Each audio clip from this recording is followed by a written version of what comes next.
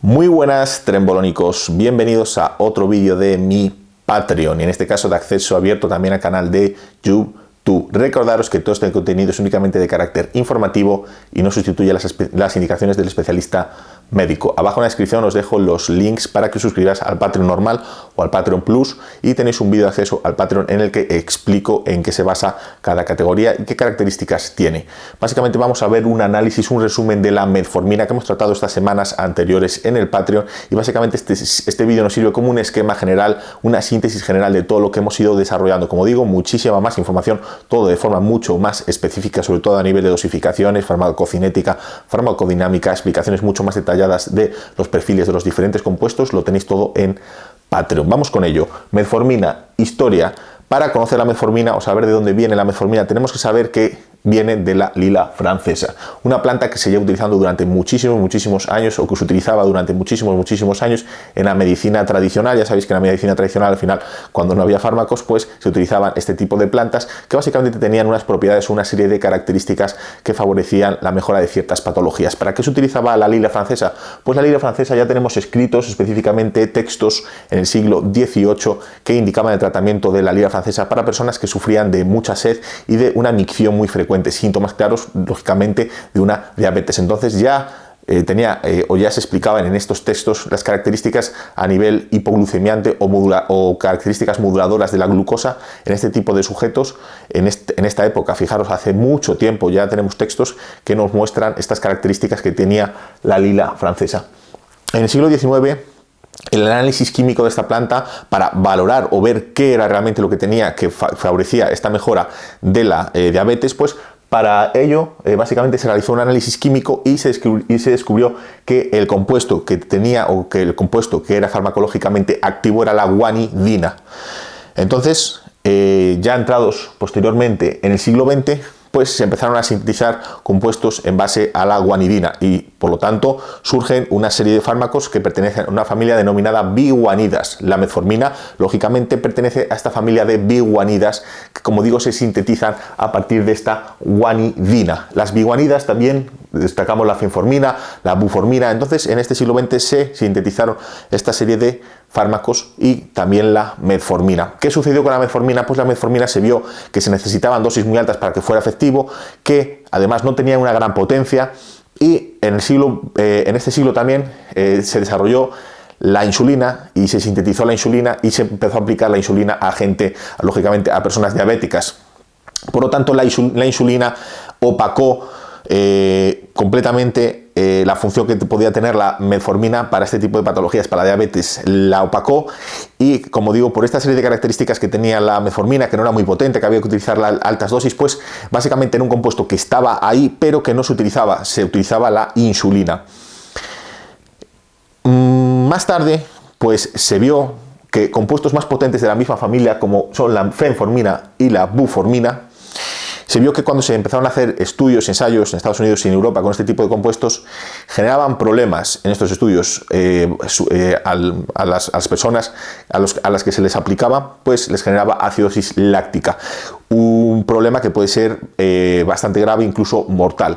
Entonces, como vieron que se generaban esta serie de problemas, esta acidosis láctica, utilizando fármacos de la misma familia que la metformina, las biguanidas, pues lógicamente este tipo de fármacos se retiraron, los estudios no prosiguieron, los fármacos lógicamente no se utilizaron, y la metformina, como pertenecía a esta familia, pues se empezó a ver con bastante recelo por los médicos, lógicamente, y por el personal que se dedicaba, lógicamente, a la medicina. Se vio con bastante recelo, pensando que al ser de esta familia, pues lógicamente iba a generar los mismos problemas, pero no es así.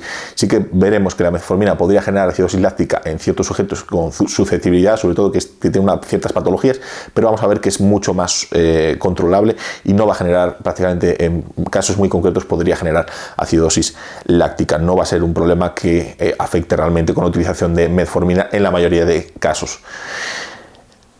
Llegados ya en los años 50, Jan Stern, un investigador, fue el que empezó a investigar otra vez la metformina y las características que podía tener a nivel de mejora de la glucosa, de los niveles de glucosa, la empezó a utilizar en animales y realizó una serie de estudios, ¿no? Años después surgió un gran estudio, específicamente lo tengo aquí apuntado, UKPDS, específicamente aplicado a la diabetes en Inglaterra, y este estudio pues arrojó resultados bastante positivos de la metformina. Por lo tanto, un fármaco que llevaba mucho tiempo, como por así decirlo, olvidado en los baúles, pues se volvió a reutilizar, ¿no? Y se retomó a través de esos estudios de Jan Stern y a través de este gran estudio que se realizó, que demostró que la metformina podía tener unas características muy importantes de cara a, incluso en personas que están utilizando insulina, regular esa dosis de insulina, que no tengan que utilizar tantas dosis de insulina, reducirla, y posteriormente, lógicamente, la utilización de metformina para personas con diabetes tipo 2, que es la utilización que tendría a día de hoy, o la utilización más extensa de la metformina. Por lo tanto, fue a finales de los años 90 cuando la FDA en Estados Unidos pues aprobó la utilización de metformina, y se aplica principalmente la metformina en personas con diabetes tipo 2 que están iniciando o cursando con esta patología, que lógicamente viene derivada, ya sabemos, de sobre todo hábitos negativos a nivel de estilo de vida, obesidad. Al final pues suele ser una patología que cursa no solo con diabetes, sino que va a cursar posiblemente con el tiempo con otra serie de alteraciones metabólicas, pero una de ellas es la elevación de los niveles de glucosa en ayunas. Y lógicamente otras variables a nivel analítico también se pueden alterar en esta diabetes tipo 2. Pero este tipo de sujetos, pues lógicamente les aplican, o la primera guía de aplicación suele ser la metformina. De hecho, pasó de ser un fármaco, como digo, olvidado, un poco rechazado, a convertirse actualmente pues, en el fármaco más recetado para este tipo de patología, y además con un coste muy barato. De hecho, la Organización Mundial de la Salud lo ha introducido en fármacos básicos, ¿no? Y por lo tanto se ha visto ya, lógicamente, a través de todos estos años de experimentación y a través de miles y miles y miles de personas que la utilizan, que tiene un perfil de seguridad muy alto y que lógicamente tiene unas características muy interesantes de cara a tratar esta patología a nivel de mejora de la sensibilidad a la insulina en esta patología. En la actualidad, lógicamente, como digo, es un fármaco aplicado a la diabetes tipo 2, pero en la actualidad se está investigando en otras áreas, se ha expandido a otras áreas, tanto el área anti-aging, antiedad, como otras enfermedades, otras patologías, como por ejemplo enfermedades neurodegenerativas, incluso el tratamiento de personas que tienen cáncer, el síndrome de ovario poliquístico, que cursa también con aumento de la resistencia a la insulina. Por lo tanto, actualmente se está investigando en otras áreas porque se ha visto que tiene una serie de características. Es un fármaco, por así decirlo, pleiotrópico, es decir, presenta una serie de características, no solo esa mejora de la sensibilidad a la insulina, sino que presenta otras características como reducir la inflamación, actuar como antioxidante, mejorar el entorno, la microbiota, lo veremos, y por lo tanto presenta una serie de características muy interesantes que en el culturismo pues nos ayudaría, o por eso se ha aplicado en el culturismo, se lleva utilizando ya durante bastante tiempo o bastantes años en el culturismo. ¿Cómo funciona? Pues es una biguanida que funciona como un antihiperglucemiante. No es un hipoglucemiante, no te va a generar una hipoglucemia, sino que va a evitar, o en este caso reducir, los niveles altos de glucosa en sangre. Va a modular la glucosa en sangre. El principal efecto realmente no se sabe aún por dónde actúa la metformina. Fijaros, muchísimos años de experimentación, pero aún no sabemos exactamente los mecanismos por los que actúa la metformina. De hecho, los últimos estudios, podéis ver los últimos resúmenes de estudios, año 2022. Toda esta información, lógicamente, se ha extraído de las últimas revisiones. No se sabe aún exactamente. Lógicamente se barajan ciertos mecanismos que vamos a ver ahora, pero exactamente no se sabe cuál. Se sigue investigando progresivamente. El efecto principal básicamente es una reducción de la gluconeogénesis hepática, producción de glucosa en el hígado. Por lo tanto, el principal efecto que tiene es la reducción de la gluconeogénesis hepática. Lógicamente, este efecto a nivel de esta reducción de la gluconeogénesis hepática va a reducir los niveles de glucosa sanguíneos, y esta reducción de los niveles de glucosa sanguíneos va a tener otros efectos derivados en tejidos ya periféricos, como tejido adiposo o el tejido muscular, como por ejemplo un aumento de la captación periférica de glucosa en el tejido adiposo y muscular, un aumento de la sensibilidad a la insulina en estos tejidos y un aumento incluso de los receptores a la insulina. Pero estos efectos, como digo, son secundarios al efecto principal de reducción de la gluconeogénesis hepática. Al reducir esta gluconeogénesis hepática se regula y se modula la glucosa a nivel sanguíneo, y por lo tanto eso luego tiene otros efectos derivados secundarios en los tejidos periféricos. Otro efecto, o donde puede actuar, que es bastante interesante, es en el sistema digestivo. En el sistema digestivo parece que la metformina se distribuye en varios órganos específicamente. Uno de ellos es el sistema digestivo, otro lógicamente es el tejido hepático. Pues en el tejido digestivo parece que va a tener efectos como, por ejemplo, aumento de GLP-1, aumento de GDF-15, reducción del vaciado gástrico, reducción del apetito, una serie de efectos interesantes quizá para la pérdida de peso en etapas de definición, y aumento de la Akkermansia, que es una bacteria, en este caso se habla que podría ser un probiótico de última generación. Parece que mejora el entorno a nivel de la flora gastrointestinal y la microbiota gastrointestinal. Parece que hay una mejora, es decir, parece que actúa en el sistema digestivo. Por lo tanto, presenta una serie de características bastante interesantes. ¿Cómo actúa la metformina? Pues ¿cómo actúa? Pues los mecanismos, como digo, no están dilucidados completamente, pero parece que actúa inhibiendo el complejo 1 mitocondrial. Parece que este efecto es el más estudiado o el más demostrado de la metformina. Induce la AMPK.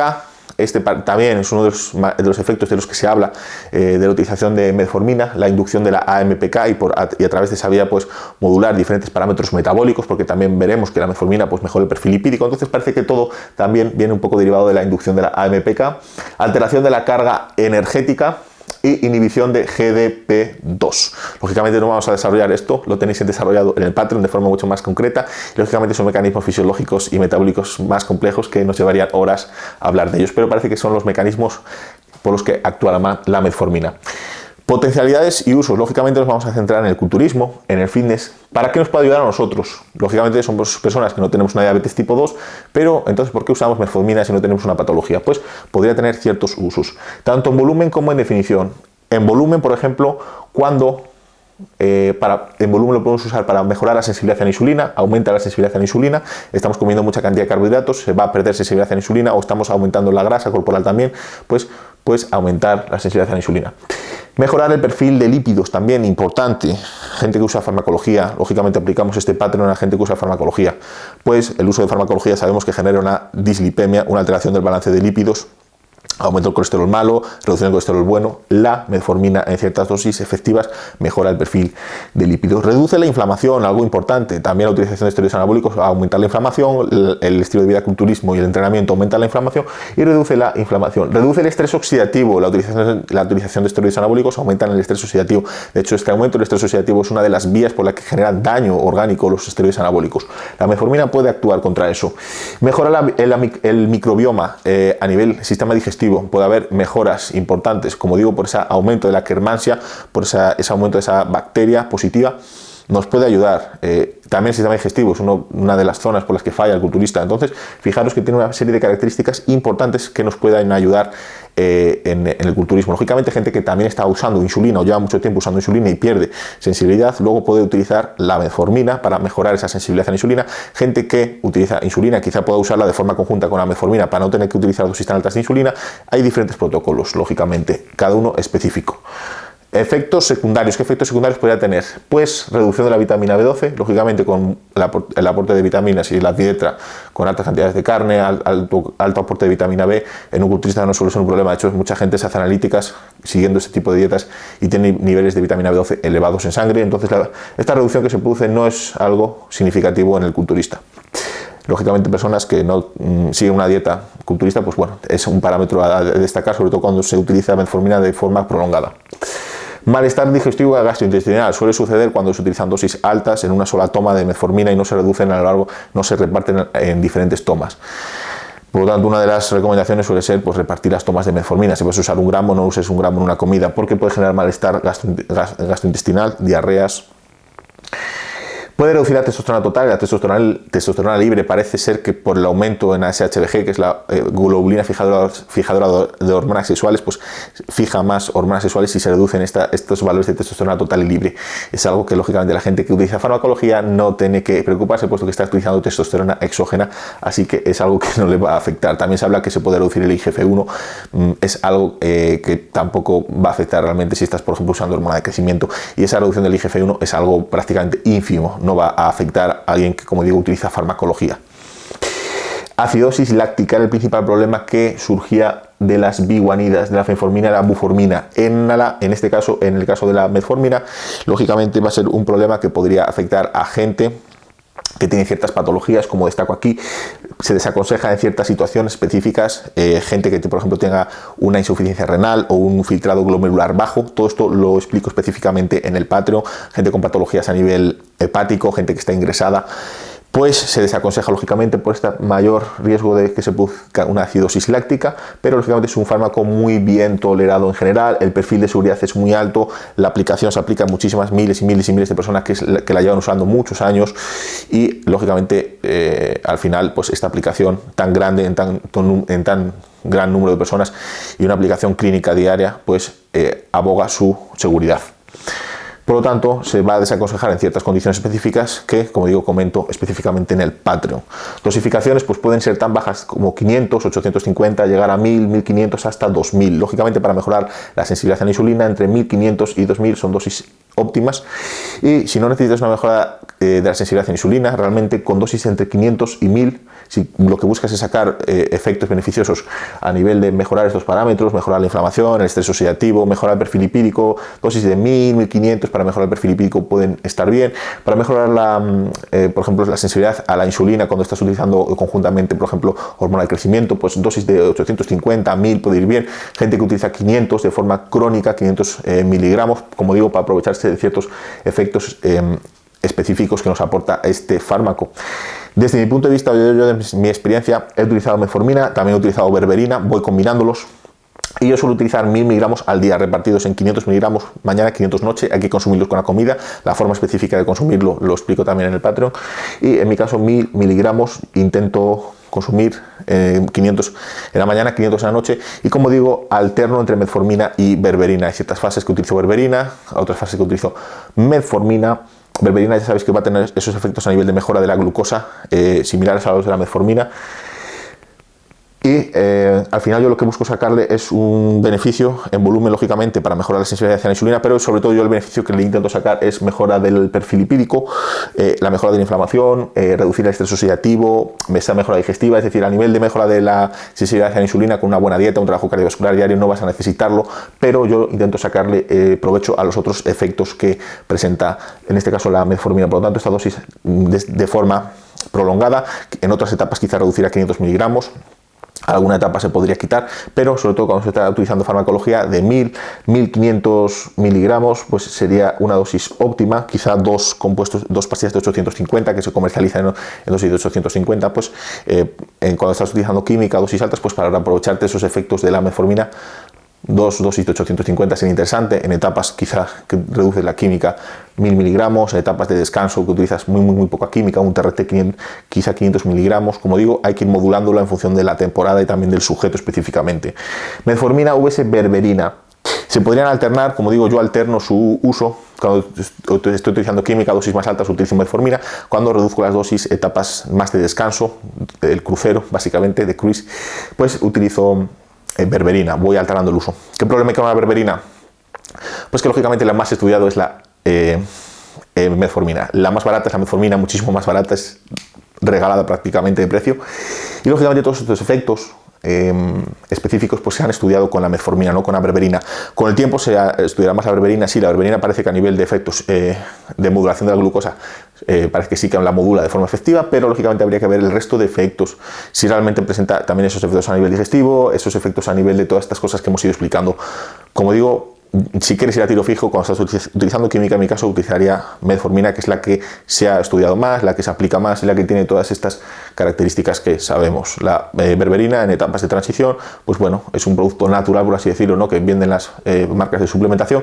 También, lógicamente, metformina estás comprando algo farmacéutico 100% de fiar, y la berberina, pues bueno, habría que ver la dosificación, habría que ver cada marca de suplementación, sale mucho más cara. Entonces, bueno, pros, contras, ahí ya cada uno que valore. Como digo, yo combino en etapas de transición berberina, dosis de 1000 miligramos, y en ciclo, utilizando dosis más altas de química, pues metformina, dosis de 1000, 1500 miligramos o dos pastillas de 850, una mañana, una noche. Esta es mi experiencia. Como digo, en mi caso la tolero muy bien, en mi caso mejora los parámetros analíticos, en mi caso, como digo, las analíticas cada vez salen mejor.